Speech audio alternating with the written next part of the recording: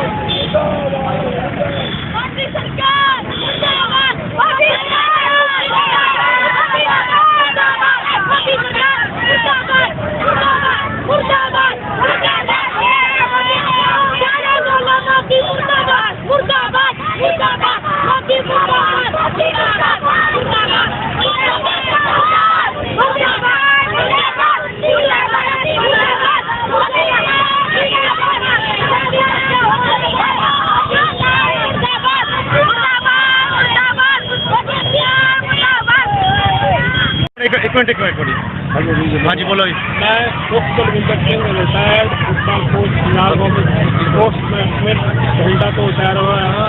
ਮੇਰੇ ਨਾਲ ਸਮੂਹ ਸੀਨੀਅਰ ਤੇ ਬਾਕੀ ਸਾਰੇ ਕੋਚ ਮੇਰੇ ਨਾਲ ਹਨ। ਅਸੀਂ ਅੱਜ ਕਿਸਾਨਾਂ ਦੇ ਹੱਕ ਵਿੱਚ ਇਹ ਮੋਮਬੱਤੀ ਕੈਂਡਲ ਜਲਾ ਕੇ ਆਪਣਾ ਰੋਸ ਜ਼ਾਹਰ ਕਰ ਰਹੇ ਹਾਂ। ਸਾਡੀ ਮੋਦੀ ਸਰਕਾਰ ਨੂੰ ਬੇਨਤੀ ਹੈ ਕਿ ਉਹ ਕਿਸਾਨਾਂ ਦੀ ਆਵਾਜ਼ ਸੁਣ ਤੇ ਕਿਸਾਨਾਂ ਨੂੰ ਇਨਸਾਫ ਦੇਣ ਅਤੇ ਇਹ ਕਾਲੇ ਕਾਨੂੰਨ ਰੱਦ ਕਰਨ। ਇਹ ਕਿਹੜੇ ਬੱਚੇ ਖੇਡਦੇ ਖਿਡਾਰੀ ਕਿਹੜੇ ਸਪੋਰਟਸ ਨੂੰ ਕਿਹੜੀ ਗੇਮ ਖੇਡਦੇ ਆ ਜੀ? ਇਹ ਬੱਚੇ ਸਾਰਾ ਖੇਡ ਇਹ ਬੱਚੇ ਹਾਕੀ ਦੇ, ਹਸਪਤਾਲ ਦੇ, ਕਬੱਡੀ ਦੇ, ਫੁੱਟਬਾਲ ਦੇ, ਸਾਰੇ ਬੱਚੇ ਐਥਲੈਟਿਕ ਦੇ ਇੱਥੇ ਇਕੱਠੇ ਹੋਏ ਨੇ। ਇਸ ਤੋਂ ਬਾਅਦ ਜਿੰਨੇ ਪੰਜਾਬ ਦੇ ਉੱਚ ਦੇ ਖਿਡਾਰੀ ਨੇ ਉਹ ਸਾਰੇ 7 ਤਰੀਕ ਨੂੰ ਆਪਣਾ ਅਵਾਰਡ ਜਿਹੜੇ ਉਹਨਾਂ ਨੂੰ ਮਿਲੇ ਹੋਏ ਆ, ਅਰਜੁਨਾ ਅਵਾਰਡ ਦਾ, ਬਹੁਤ ਵੱਡੇ ਅਵਾਰਡ, ਉਹ ਸਾਰੇ ਵਾਪਸ ਕਰਨੇ ਪੰਜਾਬ ਦੇ। ਕੀ ਕਹਿਣਾ ਚਾਹੁੰਦੇ ਤੁਸੀਂ ਕੈਂਡਲ ਰੋਡ ਕੱਟਿਆ ਹੈ ਕਿਹਦੇ ਵਾਸਤੇ ਕੀ ਕਹਿਣਾ ਇਹ ਮੇਰਾ ਨਾਮ ਜੀ ਅੰਮ੍ਰਿਤਪਾਲ ਸਿੰਘ ਹਾਕੀ ਪਲੇਅਰ ਪਿੰਡਾ। ਔਰ ਮੈਂ ਕਹਿਣਾ ਚਾਹੁੰਦਾ ਵੀ ਜੋ ਵੀ ਸਰਕਾਰ ਨੇ ਬਿੱਲ ਪਾਸ ਕੀਤੇ ਆ ਕਾਲੇ ਕਾਨੂੰਨ ਇਹ ਵਾਪਸ ਲੈਣ, ਕਿਉਂਕਿ ਇਹ ਆਪਣੇ ਕਿਸਾਨਾਂ ਲਈ ਬਹੁਤ ਪਰੇਸ਼ਾਨੀ ਆ ਰਹੀ ਹੈ। ਪਰੇਸ਼ਾਨੀ ਝੱਲੀ ਜਾਂਦੇ ਆ, ਇੰਨੇ ਦਿੱਲੀ ਗਏ ਉੱਥੇ ਰਹੀ ਜਾਂਦੇ ਆਪਦਾ ਕਰੀ ਜਾਂਦੇ ਆ। ਸਰਕਾਰ ਨੂੰ ਇੰਨੀ ਬੇਨਤੀ ਕਰਦੇ ਆ ਕਿ ਆਪਦੇ ਬਿੱਲ ਵਾਪਸ ਲੈਣ।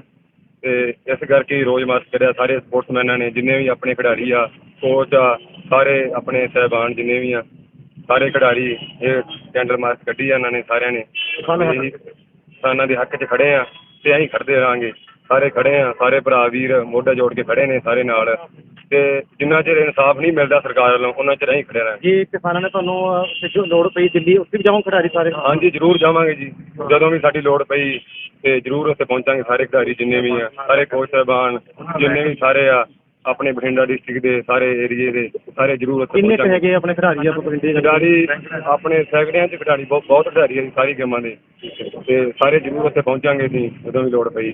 ਤੇ ਕਿਸਾਨਾਂ ਦੇ ਪੁੱਤਾਂ ਸਾਡੀਆਂ ਜ਼ਮੀਨਾਂ ਖੋਹੀਆਂ ਜਾ ਰਹੀਆਂ, ਇਹੀ ਅਸੀਂ ਸਾਰੇ ਅੰਨਦਾਤੇ ਆ, ਸਾਰਿਆਂ ਦੇ ਪੇਟ ਭਰਦੇ ਆ ਤੇ ਇਹਨਾਂ ਨਾਲ ਧੱਕਾ ਹੋ ਰਿਹਾ। ਤੇ ਸਰਕਾਰ ਨੂੰ ਇੰਨੀ ਬੇਨਤੀ ਕਰਦੇ ਆ ਤੇ ਆਪਣੇ ਬਿੱਲ ਵਾਪਸ ਲੈਣ ਤੇ ਅਸੀਂ ਤਾਂ ਹੀ ਉਹਨਾਂ ਚਿਰ ਇਹ ਟੇਕੇ ਨਹੀਂ ਪਾਵਾਂਗੇ। ਭਾਰਤੀ ਕਿਸਾਨ ਯੂਨੀਅਨ ਕਿਸਾਨ ਯੂਨੀਅਨ ਜਿਸ ਤਰ੍ਹਾਂ ਅਸੀਂ ਬਠਿੰਡਾ ਦੇ ਖਿਡਾਰੀਆਂ ਨੇ ਕੀਤਾ ਸਾਰਾ ਯੋਗਦਾਨ ਪਾਇਆ, ਮੈਂ ਸਾਰੇ ਪੰਜਾਬ ਦੇ ਖਿਡਾਰੀਆਂ ਨੂੰ, ਹੋਰ ਸਟੇਟਾਂ ਦੇ ਹਰਿਆਣਾ, ਰਾਜਸਥਾਨ ਜਿੰਨੇ ਵੀ ਆਪਣੇ ਆਲ ਇੰਡੀਆ ਸਪੋਰਟਸਮੈਨ ਆ, ਖਿਡਾਰੀ ਆ ਮੇਰੇ ਵੀਰ, ਸਾਰੇ ਯੋਗਦਾਨ ਪਾਓ, ਕਿਸਾਨਾਂ ਦੇ ਹੱਕ 'ਚ ਖੜੋ, ਕਿਸਾਨਾਂ ਦੇ ਪੁੱਤਾਂ ਤੇ ਕਿਸਾਨਾਂ ਦੇ ਨਾਲ ਹੀ ਖੜੋ, ਮੋਢੇ ਨਾਲ ਮੋਢਾ ਜੋੜ ਕੇ ਇਹੀ ਬੇਨਤੀ ਕਰਦਾ ਮੈਂ ਸਾਰੇ ਖਿਡਾਰੀਆਂ ਨੂੰ। ਅਸੀਂ ਆਪ ਕੇ ਵੀ ਬੇਨਤੀ ਕਰਦੇ ਹਾਂ।